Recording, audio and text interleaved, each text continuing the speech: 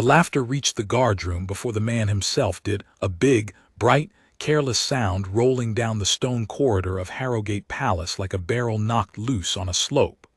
I was 17 days into my posting on the Queen's Own, still learning which floorboards betrayed a man's weight, and I remember thinking that no one laughed like that inside these walls. Not here, not among us. We were taught to hold our faces the way a lake holds a still surface, and a laugh like that was a stone dropped straight into the middle of it. "There they are," the voice said, closer now. "The famous statues, look at them, Dane, painted wood in fine coats." I did not turn my head. That is the first thing they beat into you, gently and then not gently, when you take the Queen's tunic. You do not turn your head. The world may come apart in front of you, and you keep your eyes forward, your chin level, your gloved hands where they belong. But I could see him well enough at the edge of my vision, a broad-shouldered man in a foreign field uniform the color of wet slate, medals I did not recognize pinned in a crooked, boastful row, a grin that took up half his face. He had the walk of a man who had never in his life been told to wait. His name, we would learn, was Captain Harrowgate, and he had come to Eldermore as part of a visiting delegation from a realm across the northern water, a place the heralds named only as the Grey Coast, so as not to trouble the treaty with particulars. A soldier of some renown in his own country, sent to sit at the king's table and speak of alliances and grain routes and the sharing of harbors.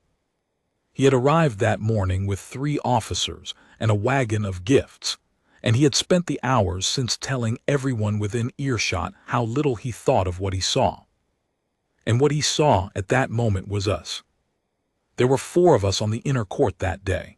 I was the youngest by a decade. Beside me stood Ambrose, a solid, sun-reddened man who had guarded 3 coronations. Down the line stood Fenwick, lean and quick-tempered, though you would never know the temper to look at him. And at the far end, nearest the great doors, stood the man I want to tell you about. His name was Corvin Ashby. You would not have picked him out of the 4. That was the strange thing about him, the thing I did not understand until much later. Corvin was neither the tallest nor the broadest. His tunic was as clean as ours, his boots as bright, his bearing as still, but there was something under the stillness that the rest of us only imitated. When Ambrose stood at attention, you saw a good man holding himself rigid. When Corvin stood at attention, you saw a door that had been shut for a very long time and would not open for you. He was perhaps 40. His hair had gone iron gray at the temples. He had a scar that ran pale from the corner of his left eyebrow down toward his cheekbone, thin as a thread, the kind of mark that men make up stories about because the truth is never offered. In 17 days I had heard Corvin Ashby speak perhaps 40 words. He drank his tea black. He mended his own gloves. He was, the older men said, the best of us, and none of them would say why. Captain Harrowgate stopped in front of him. Of course he did. A man like that will always find the quietest one in the room, the way water finds the lowest ground. He planted himself before Corvin with his boots apart and his thumbs in his belt, and he looked him up and down, slow, the way you'd appraise a horse you had no intention of buying. "This one," Harrowgate said over his shoulder to the officer trailing him. "This one they call elite, the Queen's Own, the finest guard in Eldermore." He leaned in until I could see the shine of his eyes. "Tell me, statue, have you ever seen a battle, or do you only guard doors?" Corvin did not move, not an eyelash. His gaze stayed fixed on a point somewhere above and beyond the captain's head, the way ours were trained to do, and his face gave nothing, not offense, not fear, not the smallest flicker of the pride that was surely there. To Harrowgate it must have looked like emptiness. To me, standing close enough to feel it, it looked like a held breath. "Nothing," Harrowgate announced, delighted, straightening. "You see. Painted wood." He turned to include the whole court in his verdict, his voice pitched to carry. "In my country, a soldier earns his coat in the mud. He bleeds for it. Here," he waved a hand at the gilded railings, the marble, the tall windows throwing their bars of light across the floor. "Here they hand a man a pretty red jacket and stand him by a door and call him a hero. And the people believe it. They come and take their little pictures and they believe it. A few of the courtiers who had drifted in behind the delegation tittered, the way people do when a powerful man makes a joke, and they are not sure whether they are permitted to laugh. Lord Cassius was among them, the queen consort's grown son, who had a talent for being wherever there was cruelty to enjoy. He was smiling. I saw that. I filed it away, the way you learn to file things away when you are the youngest man in a room full of daggers dressed as manners.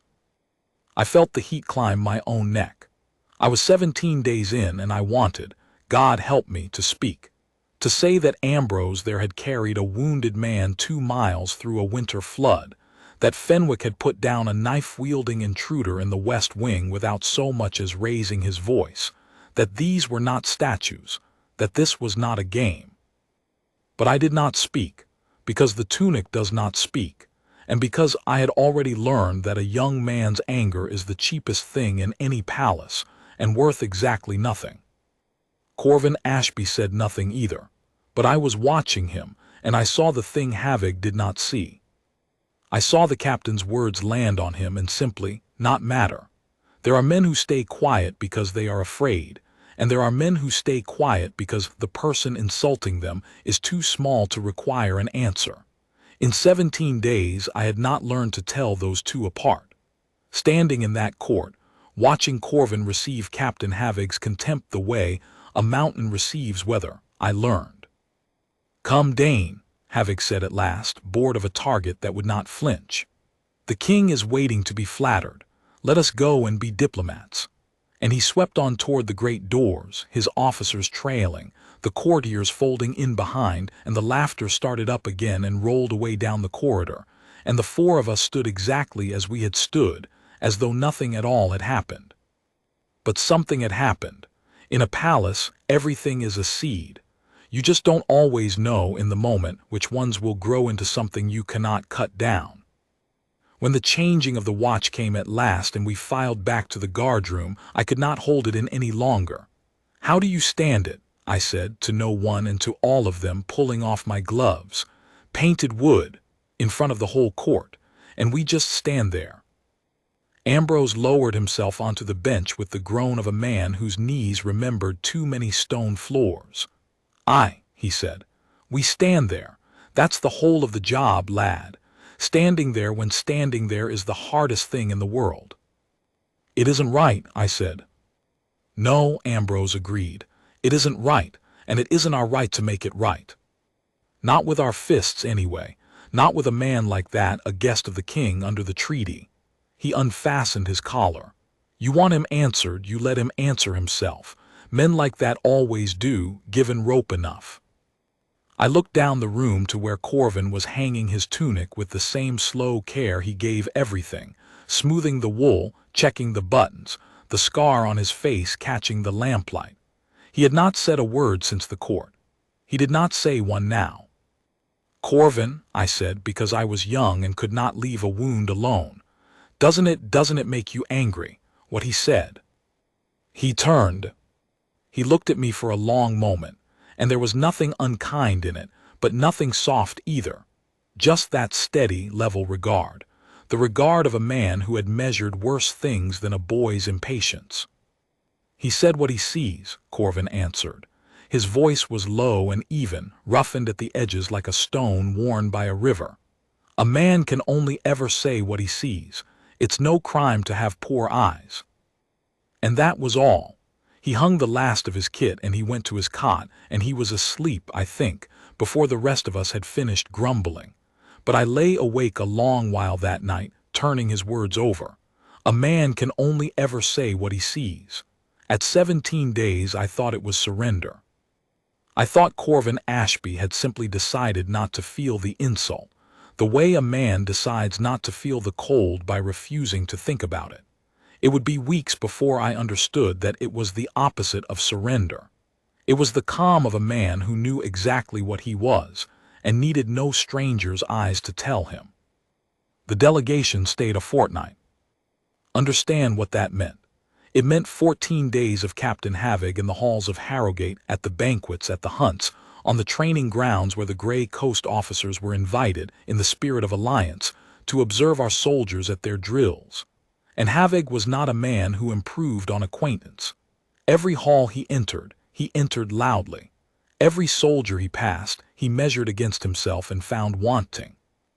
He would stop before a sentry and rap the man's breastplate with 2 knuckles, as if testing a melon. He would ask the master of the watch at the top of his voice whether the Queen's Own had ever actually fought anyone, or whether their swords were, like everything else in this soft little kingdom, for show.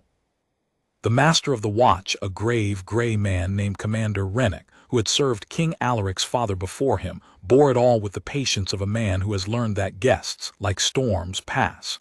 "He is the king's guest," Rennick told us more than once in that dry, weary way of his. "And the treaty with the Grey Coast is worth more than any one man's pride. You will give him nothing to complain of. You will give him no reason. Is that understood?"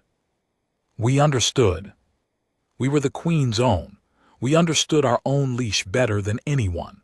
And so for 14 days we gave Captain Havig nothing but our silence and our discipline, and he mistook both for weakness, the way his kind always does.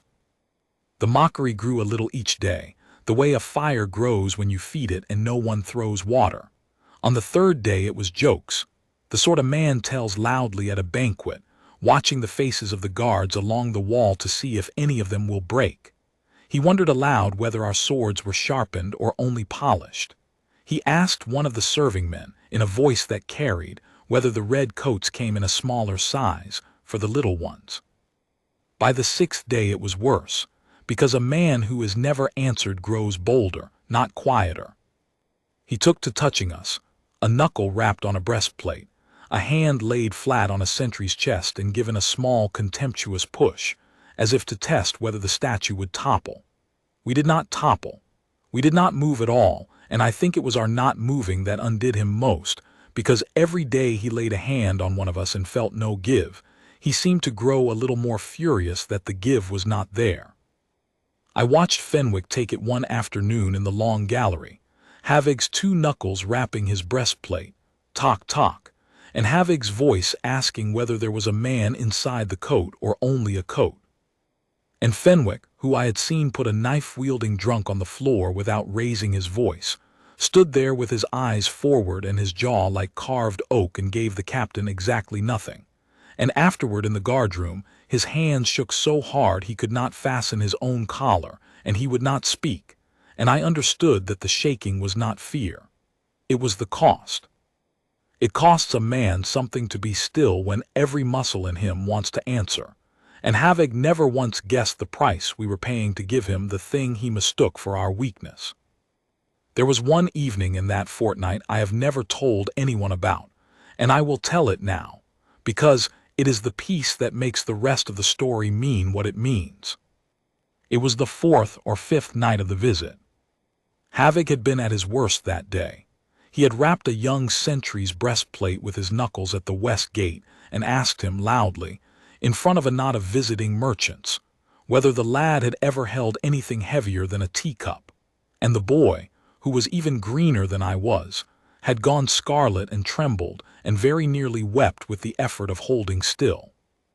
I had heard about it in the guardroom, and I was sitting there stewing over it, turning my own helpless anger over and over, when Corvin Ashby came off the late watch and hung his tunic and sat down across from me with his black tea. I could not help myself. "The captain shamed young Perrin at the west gate today," I said, "made him stand there and take it in front of a crowd." The boy could barely hold his post after. I heard my own voice shake. And Perrin did hold it. He held it. And I keep thinking, what is the asterisk point of holding it, Corvin? What good is all our discipline if it just means we stand there and let men like that grind us down and call it weakness? Sometimes I think the whole watch is just teaching us to take it. Corvin drank his tea. He did not answer for a long time, long enough that I thought he would not answer at all. Then he set the cup down. "When I was young," he said, and I sat very still because Corvin Ashby did not speak of himself ever, and I knew I was being given something rare. I served under an officer in a hard place. Cold, bad. The kind of place where a man's fear is the most dangerous thing on the field, more than any enemy, because fear makes a man loud, and loud makes a man dead, and dead makes the men beside him dead too. He turned the cup a quarter turn on the table. There was a night the enemy came at us in the dark, and one of our young ones, good lad, brave enough but young, started to break, started to shout, started to want to do something, anything, because the standing and the waiting was more than he could bear. And the officer, the old one, he put his hand on that boy's shoulder in the dark, and he did not tell him to be brave, and he did not tell him it would be all right, because it might not be. He said just one thing. Corvin looked up at me. He said, "The discipline isn't for them. It's for you. It's the thing that's still yours when everything else has been taken." The guardroom was very quiet. "Ren held his post today," Corvin said. "You call that taking it. I call it the boy keeping the one thing Havig came here to steal and could not." He picked the cup back up. "A loud man wants you loud. He wants you to break, to shout, to swing, to come down to where he is, because down there he wins. He spent his whole life down there. It's the only ground he knows how to fight on. The moment you hold, the moment you stand still and keep your own, you have already beaten him, whatever his mouth says. He knows it too, that's why he keeps pushing. He can feel it. He can feel that he cannot reach you, and it is driving him out of his mind." Corvin almost smiled.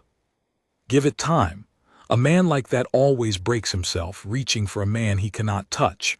Our only job is to be untouchable. That is the whole of the watch. That is what Perrin did today. Tell him so when you see him. Tell him he won." I sat with that a long time after Corvin had gone to his cot. Untouchable. I had thought, until that night, that the word meant a man who could not be hurt, a man with thick skin, or no heart, or so much pride that nothing reached him. Corvin had turned the word over in my hands and shown me the other side of it. To be untouchable was not to feel nothing. It was to have something inside you that a loud man's hands could not reach, no matter how far he stretched, a still center that was yours and no one else's, that could not be rapped with a knuckle or pushed with a palm or shamed with a joke. Havig had spent a fortnight reaching for that center in every one of us, and finding, each time, only the wall of our discipline, and behind it he could feel it, Corvin said, and I believed him, a thing he could not touch, and had never in his loud life possessed himself. I did tell him.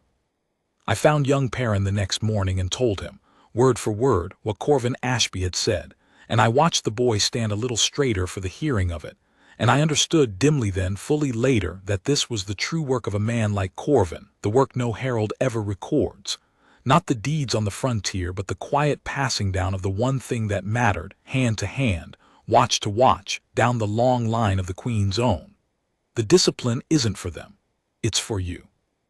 It's the thing that's still yours when everything else has been taken. And so we held. For 14 days, while havoc grew louder and crueler and more certain of our weakness, we held, and every day we held, we won a small unspoken victory he never even saw.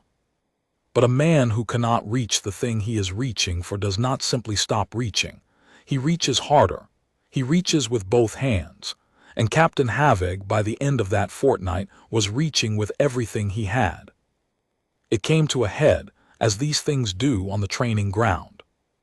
King Alaric, in his courtesy, had arranged a day of demonstration for the visiting delegation, a showing of the household troops at arms, that the Grey Coast might carry home a good report of Eldermore's strength. There was to be marching, and the firing of the salute, and a display of sword work by the guard's best. The whole court came out to watch, seated on a raised gallery beneath striped awnings. The king himself, grave and upright despite his years, the crown prince Rowan beside him, and the princess Ilara, gracious as always, with the little ones Malin and Torin and small Bram, bright-eyed on the bench between them. The queen consort Morwenna sat a little apart, cool and glittering, her son Cassius lounging at her side. And ranged along the front of the gallery, guests of honor, the delegation of the Grey Coast, with Captain Havig in the center of them, arms folded, chin up, already unimpressed. I was posted at the edge of the field that day, and so I saw all of it. I saw Corvin Ashby take his place among the demonstration party with the same quiet economy he brought to hanging a tunic. And I saw Captain Havig lean to the officer beside him and say something behind his hand, and I saw both of them laugh. I did not know yet what the day would become. None of us did, not the king, not the commander, not the grinning captain who thought he had come to watch a parade of painted wood. But I have told this story enough times now, to enough young men taking the tunic for the first time, that I have learned where it truly began. It began not on the field, but 17 days earlier in a cold court, with a big careless laugh and 4 words from a quiet man. A man can only ever say what he sees. By the end of that fortnight, Captain Havig would see a great deal more than he had bargained for, and so, God help me, would I. The demonstration began well.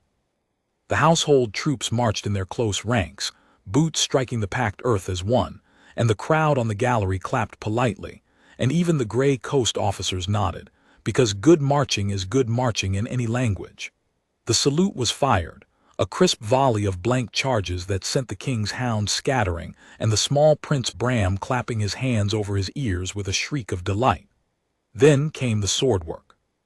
2 of our best, Fenwick and a broad younger man named Alden, took the center of the field and gave the assembled court a display of the practice forms. The salute, the guards, the disciplined exchange of blunted blades, each strike caught and answered, the whole thing as measured and clean as a dance. It is a beautiful thing to watch when it is done well, and Fenwick did it very well. The steel rang. The blades flashed in the pale sun, and when they finished and stepped apart and bowed to the gallery, the crowd applauded warmly, and I saw the king incline his head with real pleasure. Captain Havig clapped too, slowly, 3 times, the kind of applause that is an insult wearing the clothes of a compliment. "Charming," he said, and though he did not raise his voice, he had positioned himself so that it carried the length of the gallery, out over the field to every ear that mattered. "Truly charming, like a music box." He turned to King Alaric with a smile so broad and so empty that it made my skin crawl. "Your Majesty must forgive a plain soldier. Where I come from, we do not teach our men to dance. We teach them to fight. And I confess I cannot always tell, watching a display like this, whether I am seeing warriors or dancers in warriors' coats." A silence came down over the gallery. Not the deep silence of the guardroom, but the sharp, breath-held silence of a court that has just watched a guest step over a line and is waiting to see who will answer for it. Commander Rennick, standing at the king's shoulder, went very still.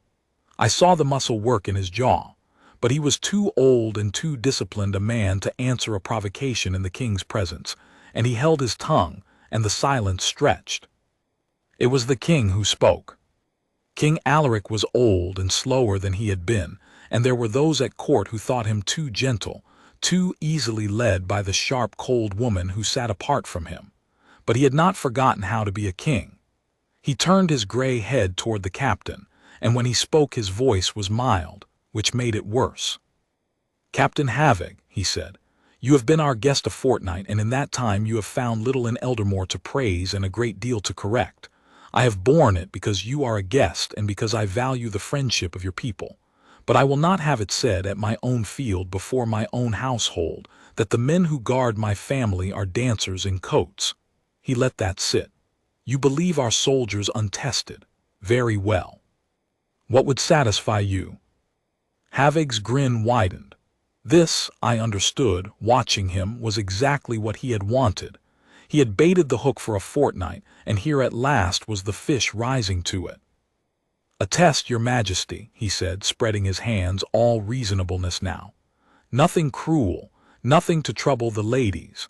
A friendly contest, soldier against soldier, one of your finest against a plain man of the gray coast with blunted steel in the disciplined forms judged by your own master of the watch, not to the death, not even to injury." Simply, he glanced along the line of guards at the field's edge, and his eyes found the ones he had marked already, the still ones, the quiet ones, simply to see, once and for all, whether the Queen's own can do more than stand by a door and look handsome. Surely that is no great thing to ask among friends. The word asterisk friends he laid down like a coin on a table, daring anyone to pick it up. I saw the calculation move across the court like a shadow across a field. To refuse would be to seem to fear him, to confirm, before the delegation, that Eldermore's famous guard was indeed all polish and no iron. To accept was to risk a great deal on a single man's arm, in front of the king, the court, and a foreign power. And Havig, whatever else he was plainly no dancer himself. There was real weight in his shoulders, real ease in the way he stood, the loose readiness of a man who had, in fact, bled for his coat in the mud, exactly as he claimed. He was perhaps 35 in the hard prime of his strength, and he had spent a fortnight advertising that he had killed men and not lost sleep over it. The Crown Prince Rowan leaned toward his father and said something low.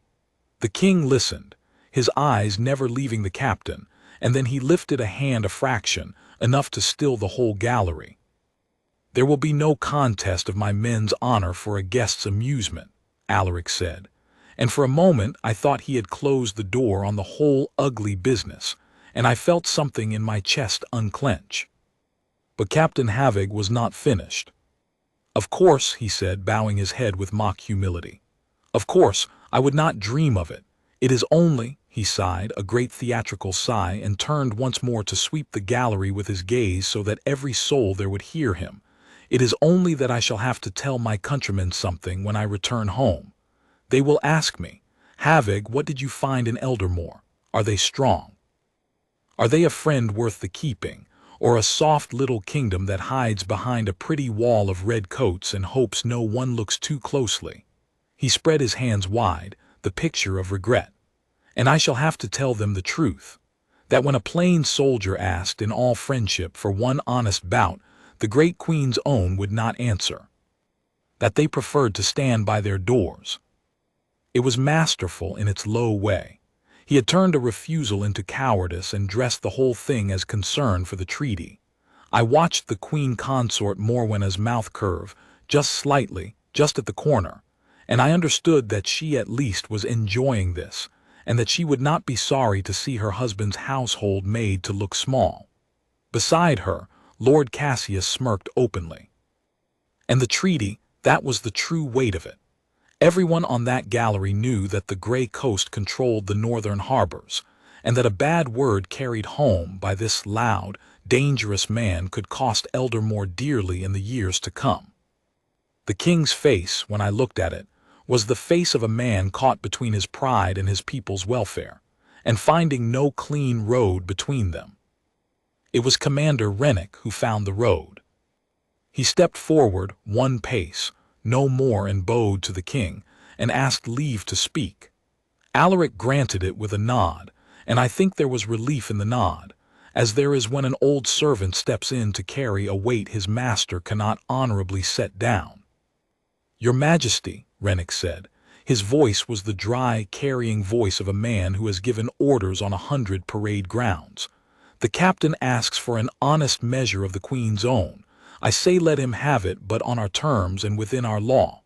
He turned deliberately to face Havig. "A single bout. Blunted steel, the disciplined forms, no strike above the shoulder, no strike below the belt, the first clean disarm or the first 3 counted touches to decide it, judged by me. The moment either man loses his temper or his form, I stop it, and the discourtesy falls on him. Those are the terms of the Queen's own. If the captain wishes to measure us, he will measure us as we are, disciplined, not as brawlers." He paused and let the whole gallery feel the edge under the courtesy. "Unless the captain finds our rules too gentle for him." It was neatly done. Rennick had taken Havig's own trap and turned it inside out, for now the captain could not sneer at rules without seeming to admit that he needed none, that he was, in fact, the brawler Rennick had just named. Havig's grin flickered just for an instant, then it came back, wider than before. "Your rules suit me, Commander," he said. "Rules always suit a strong man. It is the weak who need them broken." He unbuckled his own dress sword and handed it to his officer, rolling his shoulders, loose and eager. Choose your champion. Choose your very best. I would hate for anyone to say afterward that I beat some boy you sent to be spared. Rennick's eyes moved down the line of us at the field's edge. And here is the thing I have never forgotten, the thing that told me, before I understood any of the rest of it, that I was about to watch something I would tell my grandchildren about. Rennick's eyes moved down the line past Fenwick, who was the obvious choice, the one who had just dazzled the court, past Alden, young and strong, past Ambrose, past me, though I would not have expected them to stop on me, and they came to rest at the far end of the line on the quietest man there. On Corvin Ashby. And Corvin Ashby, who had said perhaps 40 words in 17 days, who had received a foreign captain's contempt in that cold court as a mountain receives, whether Corvin Ashby looked back at the commander, and gave one small nod, no more than an inch. He had been waiting, I realized, all fortnight. He had been waiting for exactly this. A murmur ran along the gallery when Corvin stepped out onto the field. I heard it and I understood it because I had thought the same thing myself 17 days ago. That one. Not the dazzling swordsman, not the young strong one. A graying man of 40 with a thread of a scar down his cheek and a stillness that read, to those who did not know how to see it, as tiredness. Captain Havoc looked at his opponent, and I watched the last of his caution leave him, and I watched contempt take its place, and I knew, the way you know a thing in your stomach before your mind has caught up, that the captain had just made the first mistake of the day. This, Havoc said and laughed, and turned to his officers to share the joke. Commander, I asked for your best, and you send me your grandfather. Is this a mercy for the old man to let him die in his coat instead of his bed? The Grey Coast officers laughed with him. A few of the courtiers, uncertain, laughed too. Lord Cassius laughed loudest of all. Commander Rennick did not laugh. You asked to measure the Queen's own, Captain, he said. You are being measured now. I would attend to it if I were you. Corvin Ashby said nothing. He walked to the center of the field, and he took the blunted practice sword that Alden held out to him, and he tested its weight and its balance with 2 small movements of his wrist, economical, unhurried, the way a carpenter picks up a tool he has held 10,000 times, and then he stood and waited and let Havoc do the laughing for both of them. I was close enough to see Corvin's face in that moment, and I have carried the look of it with me ever since, because it was not the look I expected. I had braced myself for anger, for the cold, hard set of a man about to answer a fortnight of insults with steel. There was none of that in him. There was no anger at all. What was in his face, if I can name it, was a kind of sorrow, patient and old and entirely without self-pity. The sorrow of a man who has already been where the loud one is trying to send him, who has spent a real winter in a real dark with real death on 3 sides, and who knows that all this shouting and all this contempt is a game played by men who have never had to learn what such things truly cost. He was not going to punish Havoc. He was going to teach him, if the captain would only let himself be taught, and he already suspected, I think, that the captain would not. The sorrow was for that.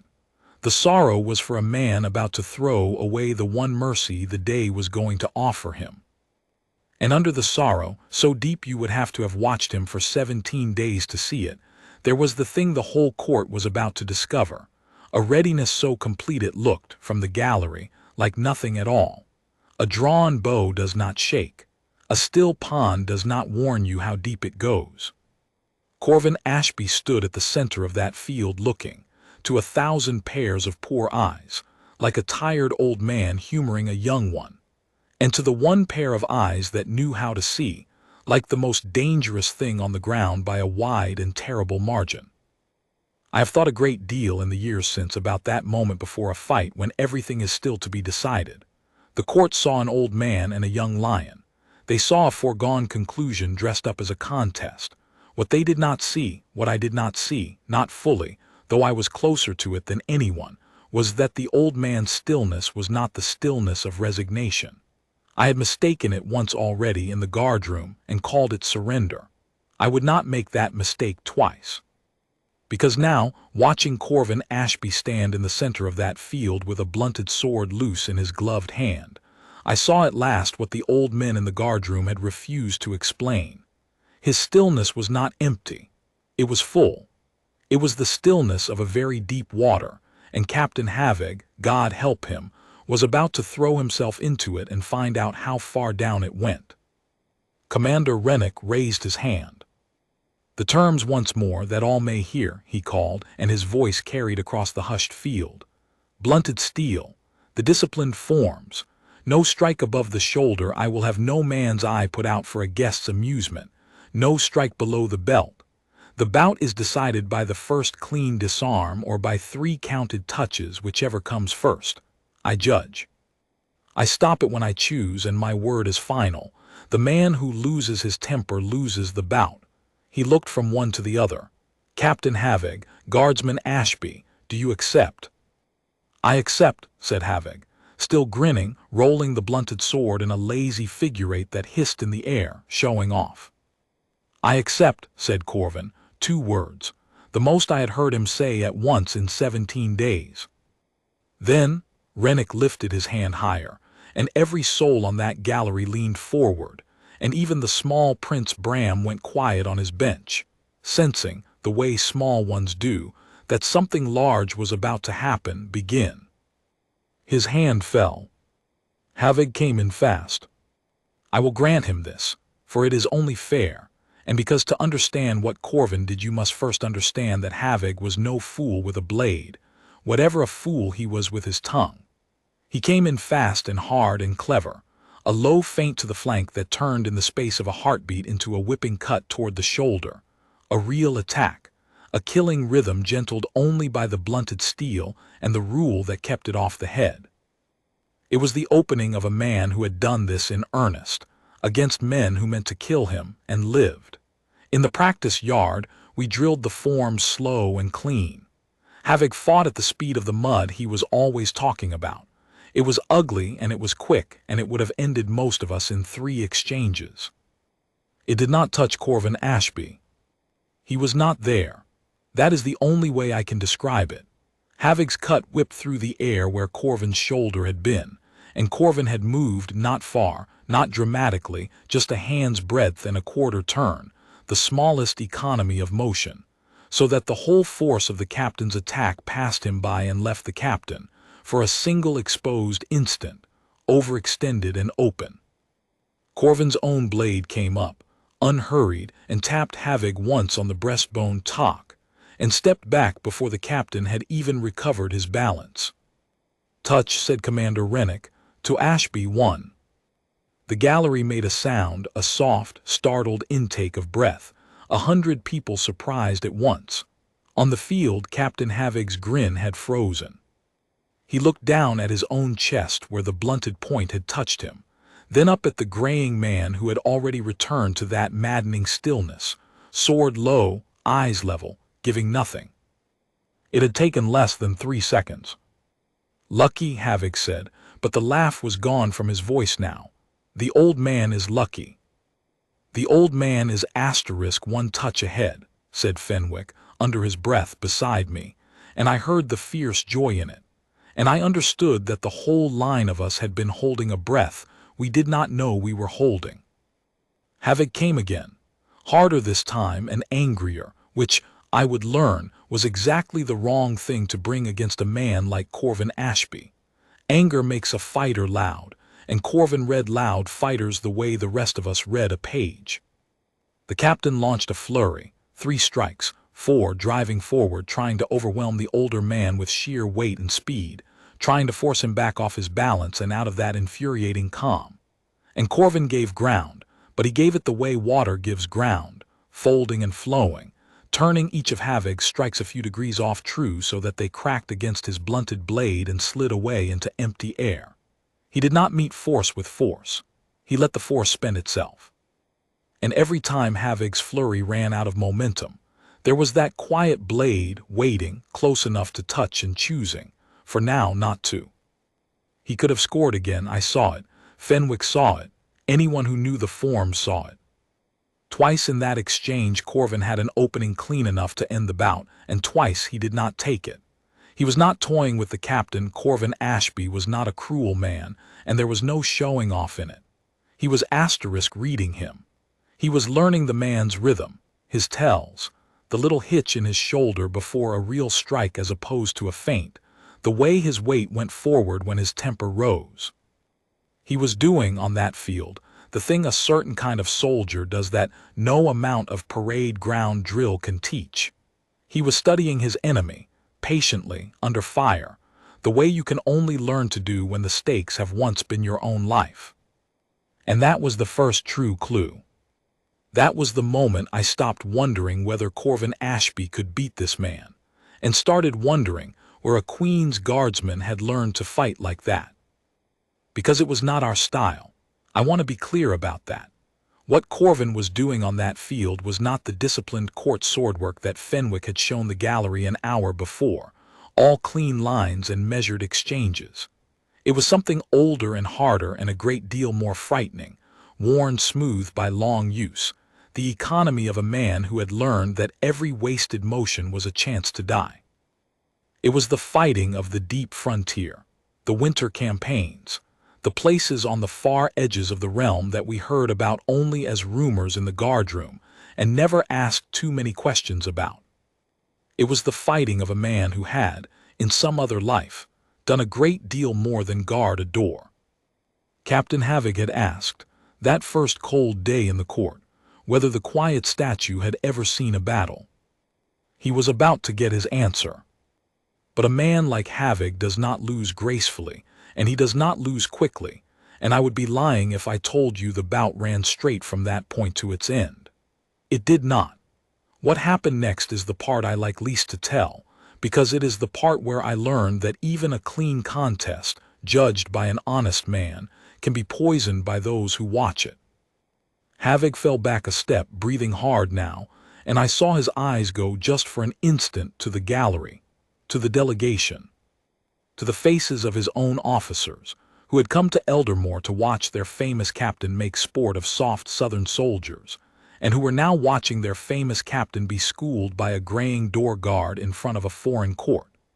I saw shame cross Harrowgate's face, and I understood that shame is the most dangerous thing you can put into a proud man, because a proud man will do anything to be rid of it. He changed. The loose, mocking ease was gone.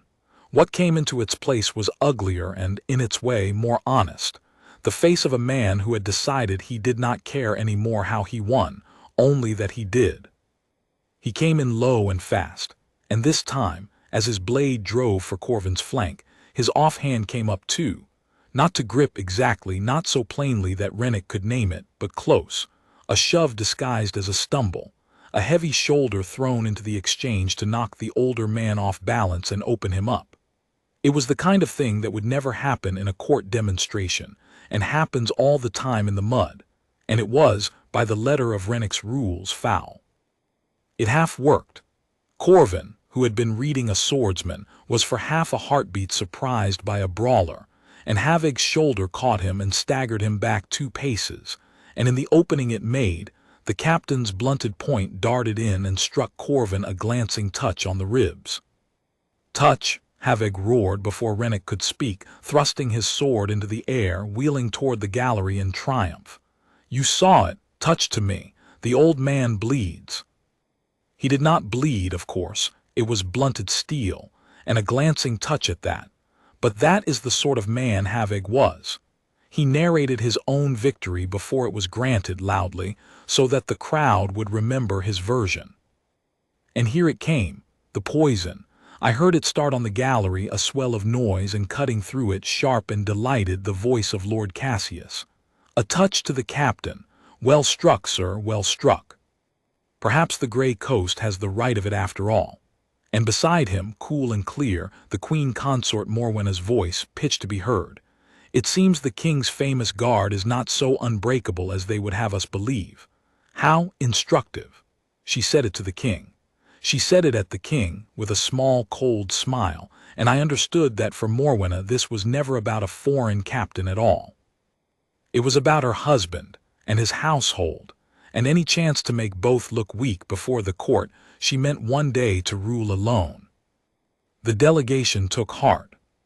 The Grey Coast officers were on their feet now, calling out to havoc, and the mood of the whole field had turned in the space of a single foul touch, and I felt the sick lurch of it in my stomach. The sense of a good thing being stolen in front of me by loud men and cold women who had never in their lives earned the coats they mocked. But Commander Rennick raised his hand, and his voice cracked across the field like a whip. "No touch." The gallery fell silent. "No touch," Rennick said again into that silence, and he was looking directly at Captain Havoc, and there was 30 years of parade ground iron in his voice. The captain used his shoulder and his off hand to unbalance his opponent before the strike. "That is a foul under the terms he accepted before this court, before the king, not 10 minutes past. The touch is void, and I will say this once, Captain, and once only. The next foul ends the bout and the discourtesy falls on you, and I will report it so to the king, and in the record that goes home with your delegation. You wish to measure the Queen's own by our discipline. Then you will hold to our discipline yourself, or you will forfeit. Do you understand me?" It was a terrible thing to watch a proud man swallow, and Havoc swallowed it. He had no choice. To argue was to admit the foul. To strike Rennick would be to end his own career and possibly the treaty. And the king, up on the gallery, had risen half out of his seat with a face like a coming storm, and even Lord Cassius had gone quiet. Havoc lowered his sword. "I understand," he said through his teeth. "Then the score stands," said Rennick. "At 1 touch to Ashby, none to the captain. Reset." They reset, and in the small pause while they returned to their marks, I found myself standing beside old Ambrose, who had come up quiet along the line to watch, and I heard myself ask him the question that had been building in me for a fortnight and had now become unbearable. "Ambrose," I said low, "who is he? Where does a Queen's Guard learn to fight like that?" Ambrose did not take his eyes off the field. For a long moment I thought he would give me the guardroom silence, the polite nothing the old men always gave when Corvin Ashby's name came up. But something in the day had loosened him. The foul, perhaps, or the sight of that cold woman's smile, or simply the fierce joy of watching a good man school a loud one, and he answered me. "You know the frontier wars," he said. "The winter campaigns, out past the Greywater, in the years before you were old enough to shave. The bad years, when the passes were held by men who asked no quarter and gave none, and we lost more good soldiers to the cold than to the enemy." "Everyone knows of them," I said, "in stories." "Lie." "In stories." Ambrose's jaw worked. "There was a company sent to hold the last pass the winter it was worst, the Greywater Company, cut off. No relief, no supply, a whole season in the ice with the enemy on 3 sides. By all rights not a man of them should have come home. The stories say a handful did, that they held the pass the whole winter against everything and walked out in the spring on their own feet, and that the men who did it never spoke of it after, because there are things a soldier holds and does not tell." He was quiet a moment. "The king's father gave the survivors a commendation, a private one, not a parade honor. The men would not have it. Just a mark for those who knew to look for it, that said, 'This one held the pass.'" I looked at Corvin Ashby, standing at his mark in the pale sun, graying and still, and I felt the ground shift under me. "He was there," I said. "It was not a question." "I never asked him," said Ambrose. "You don't ask, but I served with a man who did serve up on the Greywater, and that man, the one time he ever laid eyes on Corvin Ashby in this very yard, went white as a sheet and could not speak. And when I asked him after what it was, he said only this." Ambrose finally looked at me. He said, "That's one of the ones who came down off the pass. That's why he doesn't talk. There's nothing left up there for the talking." The commander's hand went up. "Begin," he said. The second phase of the bout was nothing like the first. In the first, Corvin Ashby had studied his opponent, folding, reading, letting the captain spend himself, taking one clean touch and declining a dozen more. It had looked to the untrained eye almost like the older man was on the back foot, giving ground hard-pressed. I knew better now. He had been a man walking the shallows of a river, learning its floor before he crossed. Now he crossed. I do not have the words for how fast it was, and I have tried, over the years, to find them. Havoc came in with his rage and his weight and his frontier ugliness, and this time Corvin did not fold before it. This time he met it and turned it, and stepped asterisk inside asterisk it, into the very space the captain was trying to fill, so close that Havoc's cut had no room to build force, so close that, for a heartbeat, the two men were chest to chest, and Corvin's blade was already gone, already up and around, and there was a bright ringing asterisk skirl asterisk of steel on steel, and Havoc's sword leapt half out of his grip. He caught it barely, twisting, staggering, and the crowd cried out, and Corvin Ashby simply stepped back into his stillness, unhurried, and waited. He had not scored. He had chosen not to. He had shown the captain and the court and the delegation and every soul on that gallery that he could take the man's sword whenever he liked, and had, for the moment, declined the courtesy.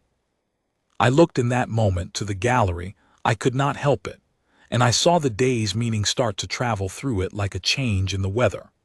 The courtiers who had tittered in the cold court a fortnight ago were leaning forward now, and the laughter had gone out of them, and in its place was the wary, greedy silence of people who have realized they are watching something rare and do not want to miss a stroke of it.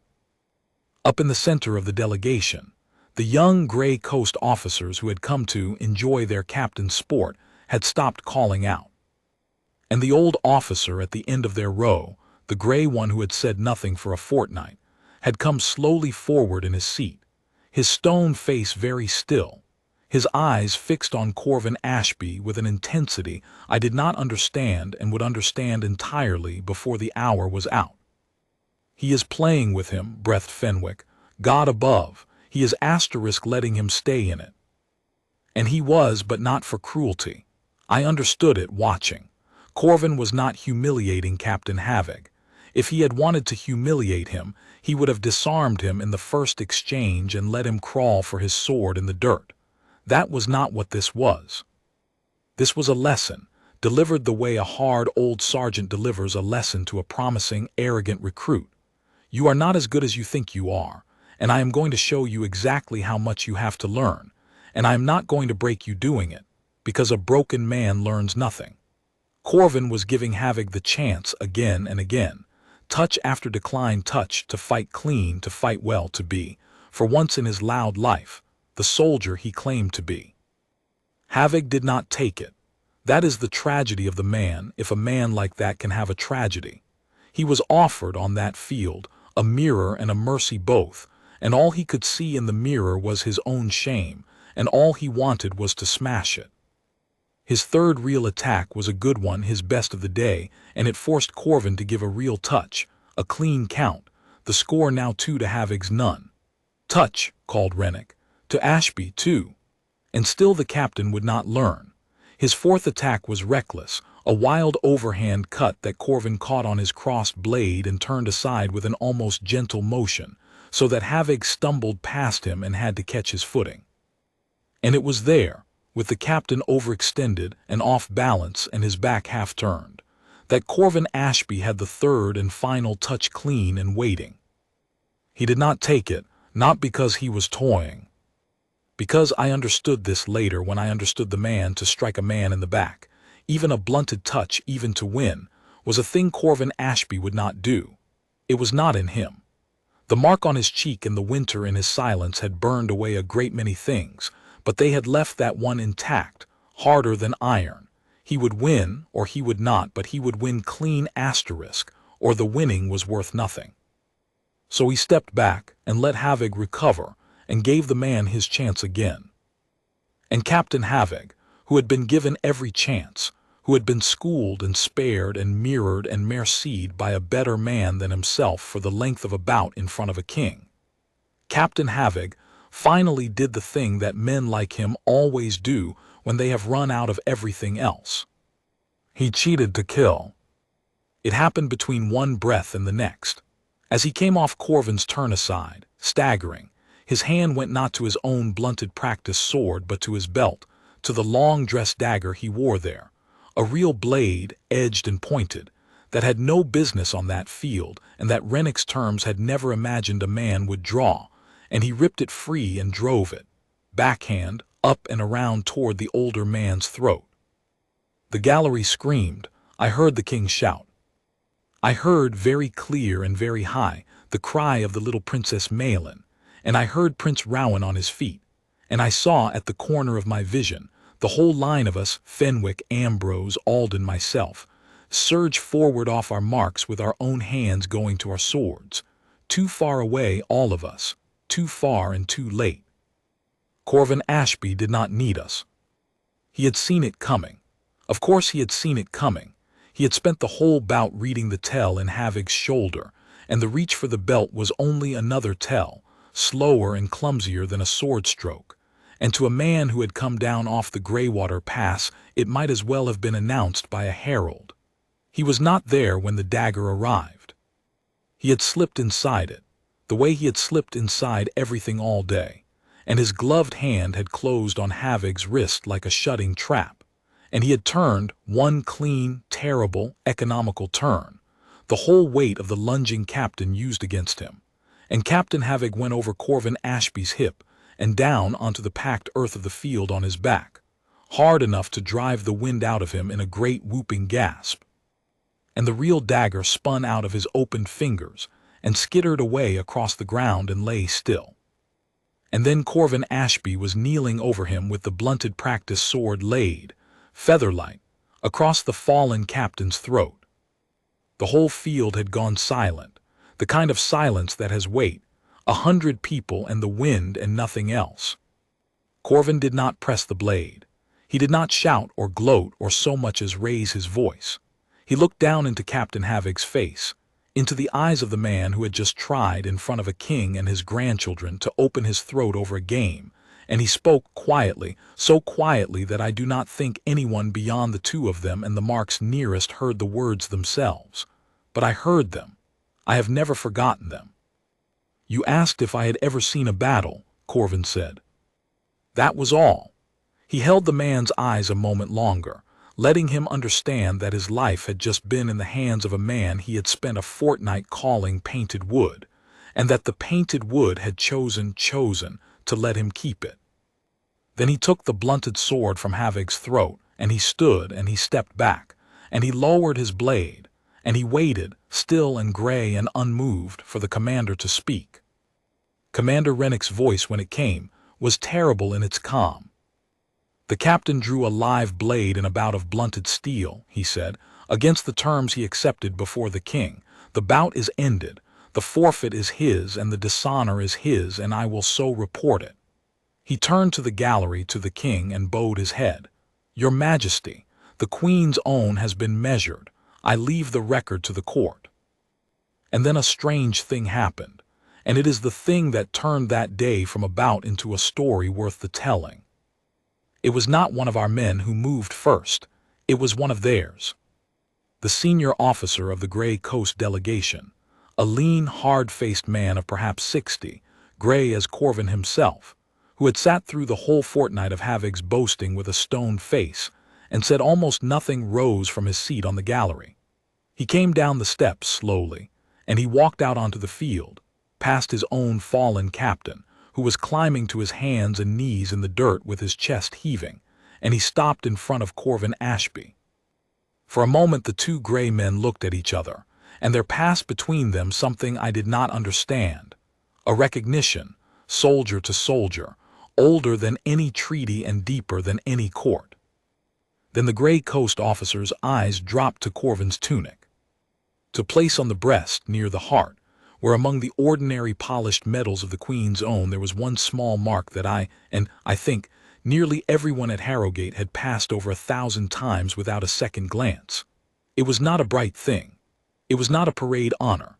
It was a small, plain badge of dull gray iron, no bigger than a thumbnail, worked in the shape of a mountain pass with a single bar across it. Nothing that would catch a courtier's eye. A thing that meant nothing at all, unless you were a soldier who knew what it meant. The Grey Coast officer knew what it meant. His hard old face changed. Something went out of it, and something else came into it, and to my astonishment I saw the man's throat move as though he were swallowing against a great weight. And then, slowly, deliberately, in front of the whole court of Eldermore and the whole delegation of his own realm, the senior officer of the Grey Coast drew himself up to his full height, and he brought his heels together, and he raised his hand, and he saluted Corvin Ashby. It was not a courtly gesture. It was the sharp, full, formal salute one soldier gives another, the salute a man gives not to a rank but to a deed, and he held it. "You wear the iron pass," the officer said. His voice was rough, and it carried because he meant it to. I did not think to see it on any living man again, and never here. He lowered his salute, and his eyes were bright and hard. "My own brother died on the far side of that mountain, guardsman, in the winter you held it, on the far side. Against you." He let that stand a moment, and then he shook his head slowly, and something like grief and something like awe warred in his face. "We knew there were men who held the pass that winter. We told our children of them the way you tell of ghosts.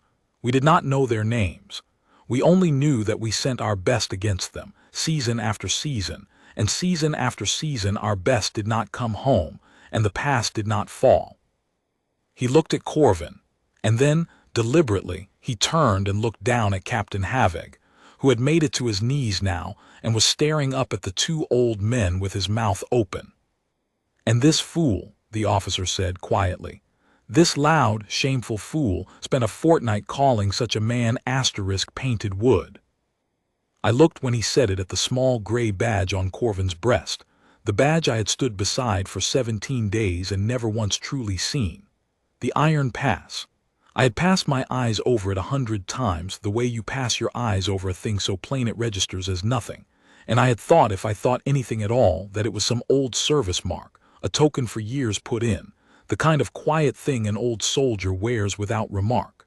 I had never asked. You do not ask.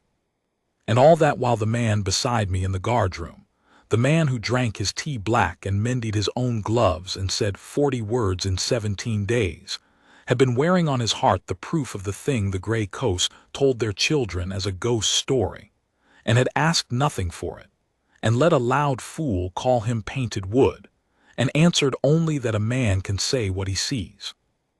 I felt the whole shape of the fortnight rearrange itself around me, every silence Corvin had kept, every insult he had let pass like weather. The stillness I had once mistaken for surrender, and then for discipline, and now understood at last was neither. It was the stillness of a man who had already survived the worst thing the world had to give, and had come home carrying it, and had decided that the carrying was enough, and that it need never be set down in front of a crowd to be real. He had not been enduring havoc. He had been so far above him, in the one place that mattered, that the captain's whole fortnight of contempt had been a man on a shore shouting insults at a mountain lost in cloud, never once guessing how high the thing he could not see truly rose. The silence on the gallery was absolute. The Grey Coast officer turned back to the king, and bowed, a deep, formal bow, deeper than protocol required. "Your Majesty," he said, "I came to Eldermore to measure your strength, and I confess I came half persuaded by this man." He did not so much as glance at Havig now, "that I would find it wanting.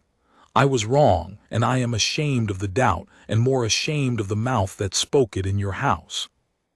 The record that goes home with my delegation will say this, that the Queen's own of Eldermore number among them a man who held the iron pass, and that any realm that keeps such men and keeps them so quietly, and asks nothing of them but to guard a door, is a realm to be honored as a friend, and never, ever tested as a foe." He straightened. "I will carry that word home myself. And I will carry the truth of this day's dishonor with it, that my own countrymen may know exactly what manner of man they sent to speak for them." He turned one last time to Captain Havig, still on his knees in the dirt. "On your feet, Captain," he said, and there was no warmth in it at all. You have shamed the grey coast before a friendly king, and drawn a live blade on a man who spared your worthless life when he had it in his hand, and you will answer for both at home. Get up. You are relieved. And that the loud man silenced not by his enemy, but by his own commander, his own realm, on his own knees in a foreign field. That was the moment the whole gallery let go of its held breath at once, in a great rising murmur that swelled and turned, in the space of a few heartbeats, into something I had never heard on that solemn ground before. They cheered. Not for the fall, not for the humbling. I do not think the people of that court, for all their intrigues, were the sort to cheer a man on his knees. They cheered for the other thing. They cheered for the grey, quiet man standing still in the center of the field, with a blunted sword low in his gloved hand, and a badge of dull iron on his breast that none of them had ever looked at twice.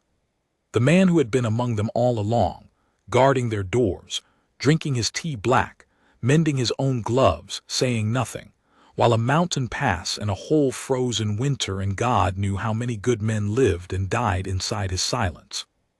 They cheered for Corvin Ashby.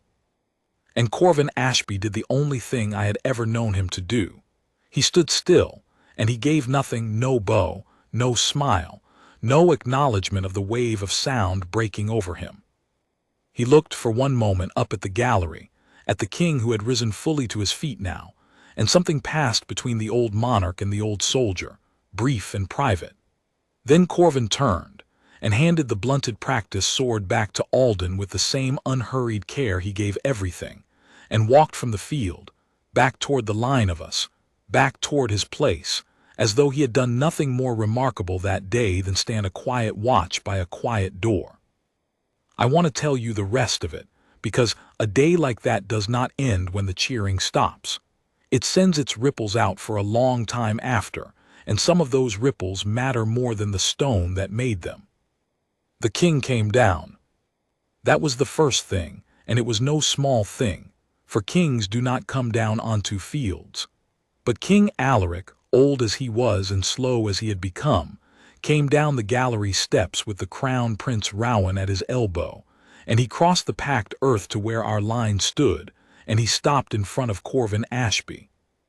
And Corvin, who had stood unmoved through a foreign captain's contempt and a whole court's cheering, Corvin Ashby went down on one knee before his king, and bowed his grey head, the way a soldier does. "Rise, guardsman," the king said, and Corvin rose. Alaric looked at him for a long moment. Then he lifted one old hand, and he touched, very lightly, with one finger, the small badge of dull iron on Corvin's breast, the mark that his own father had given, in secret, to the men who came down off the pass. "My father pinned this," the king said quietly. "I was a young man. I stood beside him. I remember the winter it was earned, and I remember that the men who earned it would take no parade for it and would not have their names read out and asked only to be let go home. My father honored their wish. And so all these years this house has kept faith with your silence, Guardsman Ashby, and asked nothing of you and let you stand your watch." He let his hand fall. "I did not know you were among us. I am ashamed to say, I looked at that badge 100 times and did not see it. Today I saw it. Today the whole realm saw it. And I find I am glad past the telling of it, that the men who guard my grandchildren's doors are men such as you." "It is my honor to stand the watch, Majesty," Corvin said. 9 words, from him an oration. The king smiled faintly. "It is our honor," he said, "that you choose to." And he turned to the whole line of us then, and raised his voice so the field could hear. "Let it be recorded that the Queen's own were measured this day before a foreign power, and were found as I have always known them, and as this realm has too long taken for granted, to be the finest and the most honorable soldiers in the world. And let it be recorded also that the finest of them asks for nothing and boasts of nothing, and would rather stand a silent watch than be thanked for the winters he has already survived." He looked back at Corvin. "We will not embarrass you with a parade, guardsman. I know you would not have it. But you will dine at my table tonight, you and every man of this watch, as the guests of your king. That much I will have. Do not refuse me." "I would not dream of it, Majesty," said Ambrose before Corvin could open his mouth, and there was a ripple of laughter down the line, warm and relieved, and even Corvin's iron face bent, at the very corner, into something that was almost a smile. I looked then up at the gallery. I could not help it, to where the Queen Consort Morwenna sat, and her son Lord Cassius beside her. They were not laughing now. Morwenna's face was a mask, cold and composed as ever, but I had learned in 17 days at Harrowgate to read the small tightness at the corner of a controlled mouth, and hers was tight. She had come to that field hoping to watch her husband's household made small, and instead she had watched it made legend. In front of the very foreign power she had hoped would carry home a report of Eldermore's weakness. Worse, she had let her own son mock a man the king had just called the finest soldier in the world, and half the court had heard Cassius do it. There would be no undoing that. Cassius himself had gone a blotchy, furious red, and would not meet anyone's eye, and was already, I saw, muttering something to his mother, some excuse or some scheme, the way he always did. But there was nothing to be done. The day was Corvin's, and everyone on that field knew it, and Morwenna's cold smile had for once no purchase. I will not pretend it undid her. Morwenna was not a woman undone by one bad afternoon. She went home to her rooms and her plots and her long cold patience, and the trouble she meant for that household did not end because a foreign captain fell in the dirt. But it was something, all the same, to watch her sit there powerless while a king honored a quiet man she had helped her son to mock. It was a small justice. In a palace, you learn to be grateful for the small ones. They are most of what you get. The delegation left 3 days later. Captain Havig was not among the officers who took formal leave of the king.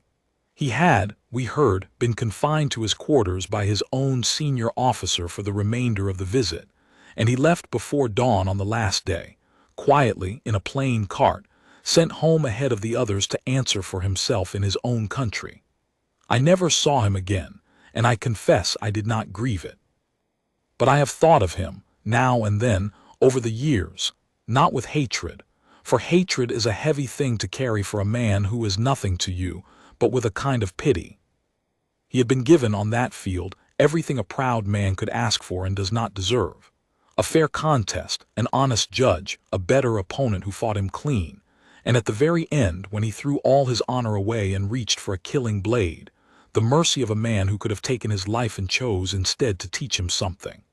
Corvin had held a lesson out to him with both hands, again and again, and Havig had refused it every time. That is the saddest thing I know about men like him. It is not that the world will not teach them, it is that they will not learn. The senior officer of the Grey Coast, though he took his leave properly and well. He came to the king in full ceremony, and pledged the friendship of his realm in words warmer than any treaty had dared to hope for, and I heard afterward from the master of the watch that the harbor terms Eldermore secured that season were the best in a generation. The loud captain had come to shake the treaty. The quiet guard had done more to strengthen it, in 3 seconds of a bout, than a fortnight of diplomats. The king knew it. He said as much at that dinner, lifting his cup to Corvin Ashby down the length of the table, a table at which Corvin sat as ill at ease as I have ever seen a man, plainly wishing himself back at his post, enduring the honor the way he had endured the insult, without a flicker. But there is one part of that dinner I have kept for last, because it is the part that is truly mine, the part no herald recorded, and it is the reason I have told this story to every young man who ever took the tunic under my watch.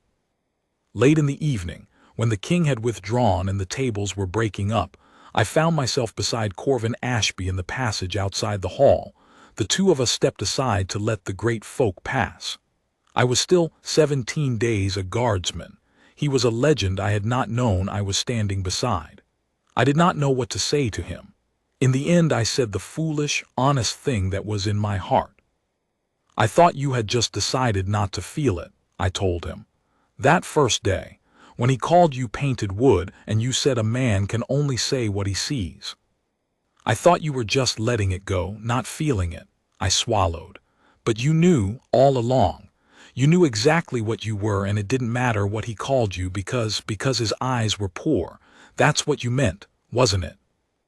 Corvin Ashby looked at me for a while, in the lamplight, with that steady level regard. And then he did something he had never done in 17 days. He put his hand on my shoulder. "Listen to me, because I'll say it once," he said, and his rough, river-worn voice was very low. "A man who knows what he is does not need another man to say it for him. Not a captain, not a court, not a king. Havig wanted us to answer him, to shout, to swing, to prove ourselves to his poor eyes. And the day we start doing that, the day we let a loud man's contempt pull us out of ourselves and make us prove what we already know, that's the day we lose the thing the tunic is asterisk for." His hand tightened once. "The stillness isn't emptiness, lad. It never was. It's the fullest thing a man can carry. It's knowing your own worth so completely that no fool's opinion can touch it. That's the watch, not the standing, the knowing." He let his hand fall. "You'll learn it. You're already learning it. You just watched a whole court find out what I've known for 20 years, and I'll tell you the truth." And here, at last, the very corner of his mouth moved. It changed nothing about me at all. "I knew this morning what I knew last night, and what I'll know tomorrow when I'm back at my post, and every one of these fine people has forgotten my name. That's the only honor that lasts, the kind you don't need anyone to hand you." He straightened his tunic, smoothing the wool, checking the buttons, the small gray badge catching the lamplight for just a moment. And he nodded to me once, and he went to find his cot, because he was on the early watch, and Corvin Ashby was never late for the watch in his life. I have kept those words for 30 years. I am an old man myself now, grayer than Corvin was that day, with a thread of my own scars and a badge or two the young ones don't look at twice. I have stood a great many watches. I have seen loud men come and go through the halls of Harrowgate, captains and lords and cold, clever women, some of them far more dangerous than poor shamed Havig ever was, and I have watched them measure the quiet men in the red coats and find them wanting, and I have watched them learn, sooner or later, exactly how wrong they were. The world does not run short of Captain Havigs. It never will. But it does not run short of Corvin Ashby's either. That is the thing I try to leave the young ones with, the ones 17 days into the tunic with the heat still climbing their necks when a great man calls them painted wood. There is always, in every generation, in the quiet corner of every guardroom, a man who came down off some path the rest of us only know from stories, a man who has already survived the worst the world had to offer and asks nothing for it, and stands his watch and drinks his tea black, and lets the loud ones laugh, because he knows what he is, and needs no one to tell him. Corvin Ashby lived to be an old man, too. He served 3 more reigns, quiet to the last, and when he died it was in his sleep in his own cot. On the night before an early watch he never woke to stand. And I will tell you, the guardroom was fuller that day, and stiller than I have ever known it, full of gray, silent men who had all learned the same lesson from the same quiet teacher and had never once needed to say it aloud. We buried him with the small iron badge on his breast. The king came, old King Rowan by then, who had been a crown prince on a gallery, the day a foreign captain learned what a queen's guard was made of. He stood at the graveside a long time, and when it was done, he said only one thing, the same thing his grandfather had said on the field all those years before, and it was enough, and it was everything. It was our honor, the king said, that he chose to stand the watch. And then we went back, all of us, to our doors. Because that is the whole of the job, standing there. Standing there when standing there is the hardest thing in the world, and knowing, in the full still deep of you, exactly what you are, so that no captain and no court and no cold, clever schemer in this life or the next can ever tell you otherwise. The loud man asked if we had ever seen a battle. We never answered him. We never had to. We just stood our watch and let the ones with eyes to see. That is the end of it, or the end of what I can tell. The rest of Corvin Ashby went into the ground with him, silent as he lived, and I would not steal it for a story even if I could. But the lesson he left is not his to keep, and it was never meant to be kept. It was meant to be passed hand to hand, down the long gray line of us, from the man who came down off the pass to the boy 17 days into the tunic with the heat still climbing his neck. So I pass it to you, the way it was passed to me, and I ask only that you pass it on again when your own turn comes, to whatever frightened, furious young guardsman stands beside you one day while a loud man laughs. Tell him what a quiet man once told me, that the stillness is not emptiness and never was, and that the finest thing a soldier can carry through the halls of any palace is the deep, unshakable knowledge of exactly what he is. A knowledge no captain, no court, and no cold, clever schemer can ever hand to him or ever take away.